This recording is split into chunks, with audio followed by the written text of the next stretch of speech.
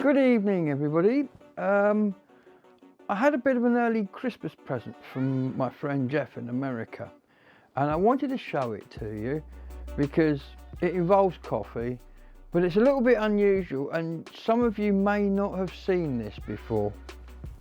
So this is what's called a Belgian balanced coffee maker. Okay, I'll explain how it works. I'll use the spoon that came with it as a pointer. I'll start down here. This container down here has methylated spirits in it. This has a burner on the top with a very clever hinge system, which I will show you. And also above that is the main kettle unit, out of which runs this pipe into the glass jar here. Now the way this is going to work is I'm going to start off, I'm going to put my coffee grounds in the bottom of the glass jar. Okay, and then I'm going to put 400 milliliters of water in the kettle, and then I'm going to cock it. So what do I mean by cock it? Well, this lid has got counterweights on it. So if I lift it up, the counterweights want to close it. This kettle is on a bar that runs across here that goes up, allows it to go up and down. You can see the weight on this side over here. So as I put water in there, that's going to drop. So before I put the water in, I lift the lid, and as you can see, when it's in that position, the kettle will hold the lid open. When all the water's gone into the glass, it will weigh less, the light will go out. So then a clever thing happens, but we'll get to that in a minute. So I have here also from America some Kona Classic. This coffee is absolutely excellent, totally excellent. Again, it comes from Jeff. This is one I've had put by for quite a long time, and what I thought was I'll keep it for an occasion. Well, this is an occasion, all the way from a single estate in Hawaii. So I'll open that and then we'll get set and go. So here we are, I've opened the Kona and it smells good.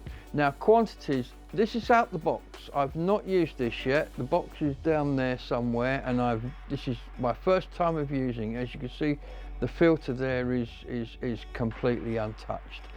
So I'm not quite certain on the quantities. Now I'm using my favorite Kona, as I said before, and I know the quantities which I would normally measure out if I'm using my espresso machine or if I'm using the side hopper on my coffee machine. However, this is trial and error because it's the first time, so I'm just going to put a scoop in and we'll have a look what that looks like, and then we'll take it from there. So the first thing I'm going to do is just remove the lid from this container here, and then I'm going to pop in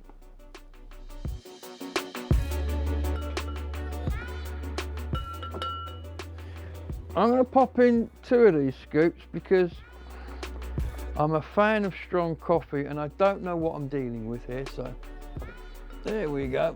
So as you can see now, the coffee is in the left hand receptacle. So I'm going to put the lid on.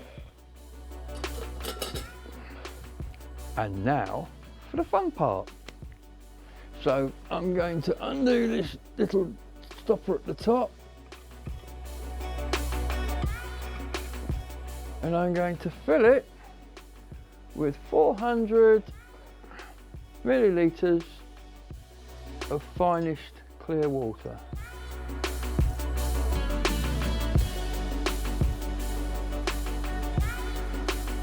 Do you see it dropping under the weight of the water? Right, there we go. So that's now got the water in it. Hopefully not too much, but I think it looks about right. So we've put the coffee in, we put the water in, we need to cock and light the lamp, and then it's a waiting game. So let's go and do that. So all I'll do is I'll just lift this up by hand a bit so that it allows me to cock that back, and then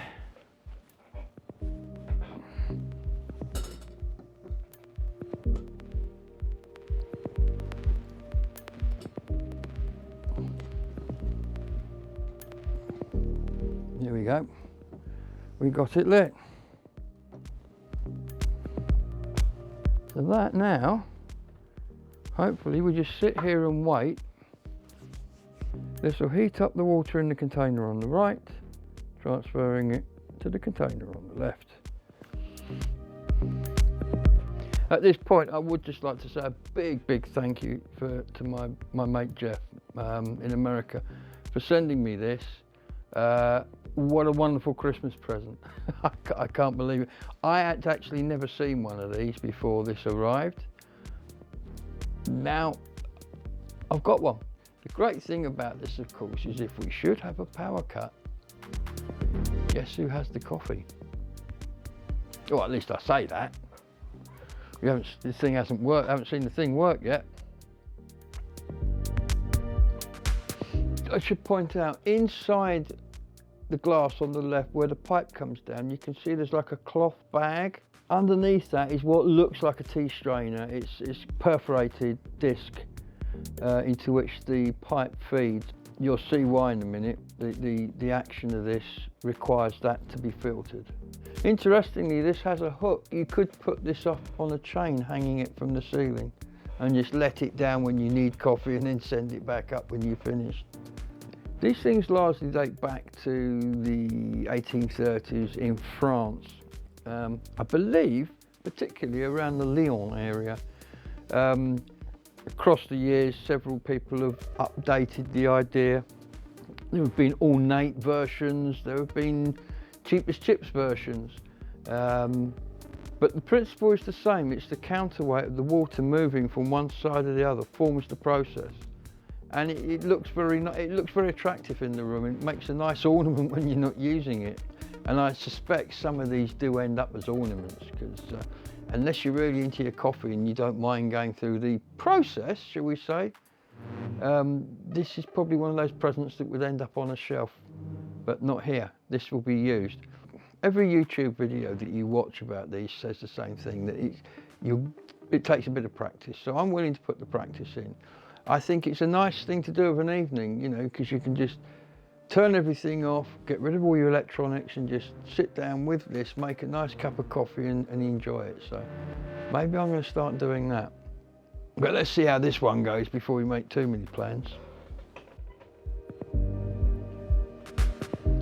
I don't know if the microphone will pick that up, but I'm starting to hear noise, and there are bubbles, I believe. Just here, you can see some bubble action. I think water is about to start siphoning.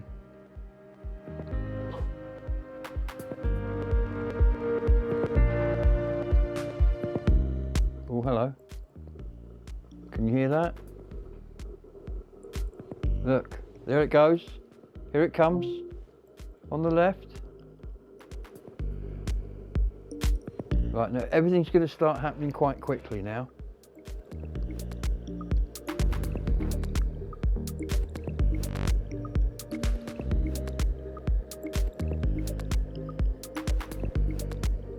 So there's the coffee brewing quite nicely on the left, look.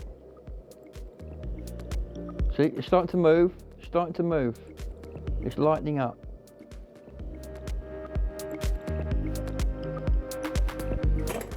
There goes the light, automatically quashed.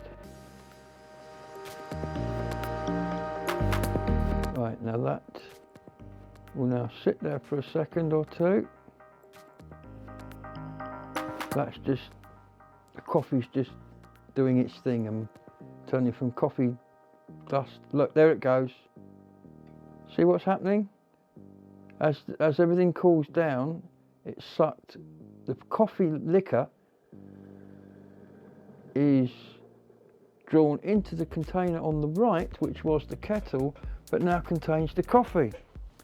So that is the end of the process from beginning to end. So what we can do now is we can take a cup, and then all we've got to do is draw some coffee.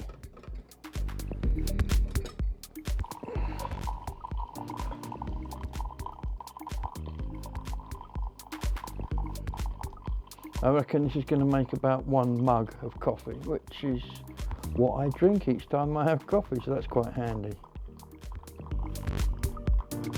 Be interesting to see what it tastes like and how well filtered it is. I can imagine it's going through a cloth that'd be very well filtered. No, Sid, you can't go near it. So there we go. Milk. Now, Sydney, what do you want? This is Sydney, ladies and gentlemen. So hello, Sydney. Hello to the ladies and gentlemen. This is Sydney, my cat, or one of them. He's a nosy little thing, aren't you, Sydney? You want to see what's going on. So what we'll do now is I'll just put some milk in here. Well, there we go. All I've got to do is give that a little stir, just to incorporate everything. And it's the moment of truth.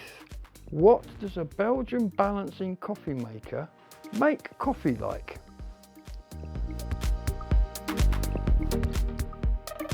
It makes it good. Really strong, but it's good. Okay, takeaways. I like strong coffee. For me, that's strong, but it's kind of how I like it. I would recommend if you buy one of these and it comes with a spoon, and if it does, you'll recognize it because it looks like that. I would use 1 scoop. 1 scoop per brew is all you need. But as I say, I really, really like strong coffee, so it doesn't matter. So there it is, ladies and gentlemen. Thank you for joining me. That was the Belgian balancing coffee maker in action. Should you want one, they are available on Amazon. Just type in balancing coffee maker and these things pop up. Thanks again, Jeff, for my wonderful Christmas present. This will be used. It won't be left on the shelf as an ornament, although they do make really nice ornaments because they look kind of steampunky and funky in a kind of way. So that's it. Thanks for watching. See you on the next one, wherever and whenever that is. Bye-bye now.